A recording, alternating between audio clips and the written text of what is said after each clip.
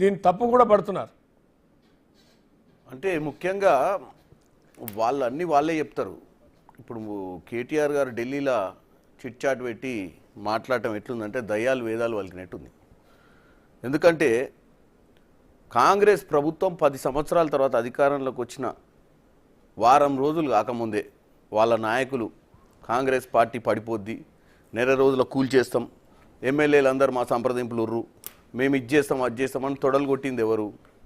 ఇవాళ పరిస్థితులు వాళ్ళ చేతులకి వెళ్ళి చేయిదారిపోయి వాళ్ళ ఎమ్మెల్యేలు ఎమ్మెల్సీలు వలసలు కట్టి పార్టీలకు వస్తుర్రు మా పార్టీలకు అని చెప్పి అదేదో ఇక్కడ చర్చ చేయకుండా అసెంబ్లీ వేదికగా సెక్రటరీని కలిసి అసెంబ్లీలో గత చర్చలలో కూడా వాళ్ళ నాయకుడు కేసీఆర్ గారు రాకపోవడము, ఇక్కడ అసెంబ్లీలో 38 మంది సభ్యులు ఉండి మంచి అపోజిషన్ ఉండి సమస్యల మీద పరిష్కారం చేసి పోరాటం చేయాల్సిన వాళ్ళు కేవలం వారం రోజులన్నా 10 సంవత్సరాల అధికారంలో ఉండి 10 సంవత్సరాలు రాష్ట్రంలో అడ్డగోలుగా దోసుకొని రాష్ట్రం పరిస్థితిని అధోగతి పాలు చేసిన వాళ్ళే వారం రోజులు తట్టుకోకపోతే ప్రజలు ఎవరిని క్షమిస్తారు? ప్రజలే కాదు, ఇలా వాళ్ళ నాయకుల గురించి కూడా చెప్తున్నా.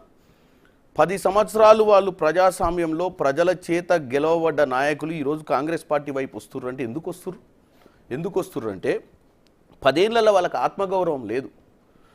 కేసీఆర్ గారి పాలనలో వాళ్ళకి ఏ రోజు కూడా వాళ్ళు గెలిచి వాళ్ళ ప్రజలకు సేవ చేద్దామనో ప్రజా సమస్యల మీద చర్చిద్దామంటే ముఖ్యమంత్రి ఎక్కడ ఉంటాడో కూడా తెలియని దౌర్భాగ్య పరిస్థితిలో 10 ఏళ్ళు పాలించారు వాళ్ళు ఎమ్మెల్యేలుగా ఎమ్మెల్సీలుగా. ఇవాళ వాళ్ళు ఈ 3-4 నెలలు మేము ఎన్నికలే 2 నెలలు పోయినాయి. రేవంత్ రెడ్డి గారి పాలన ప్రజలు కానీ ఈ నాయకులు కానీ చూసింది 3-4 నెలలే.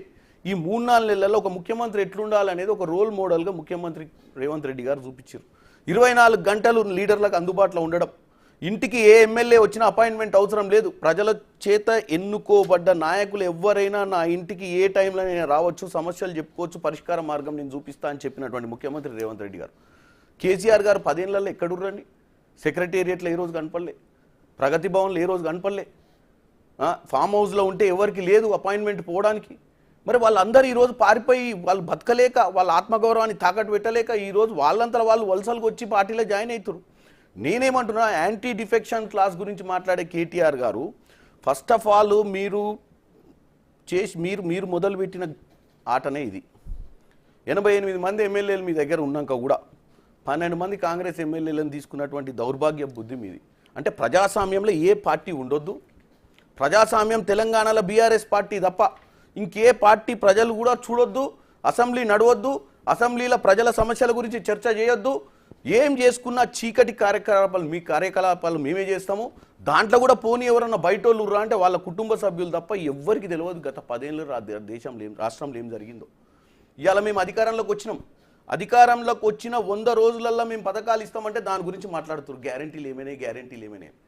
మీరు అధికారంలో ఉన్నప్పుడు చీకటి జీవోలు ఇచ్చి ఏ శాఖలో ఏముందో కూడా ప్రజలకు తెలియకుండా, ప్రజలకు అందుబాటులో ఉండకుండా, ప్రజలకు తెలియకుండా ఎంత ఖర్చు పెడుతుర్రు, రాష్ట్ర ఆర్థిక పరిస్థితి ఏందని కానీ ఇక్కడ ఇందాక కేటీఆర్ గారు మాట అన్నారు, ఫిరాయింపులకి విలీనానికి తేడా.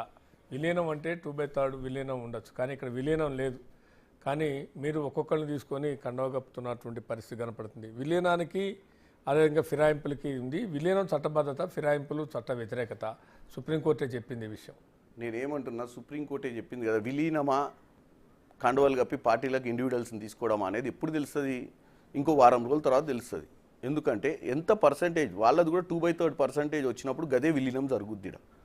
ఇప్పుడు వాళ్ళు చేయాల్సిన ప్రక్రియ ఏంది? ఢిల్లీలో రాజకీయాలు చేయడం కాదు, ఇక్కడుండి మాట్లాడమని చెప్పండి. ఇక్కడుండి అసెంబ్లీ సెక్రటరీ గారి దగ్గర మేము కూడా ఏమంటున్నాము, మేము భయభ్రాంతులకు గురి చేసో కేసులు పెడతామని గురి చేసో వాళ్ళు చేసినటువంటి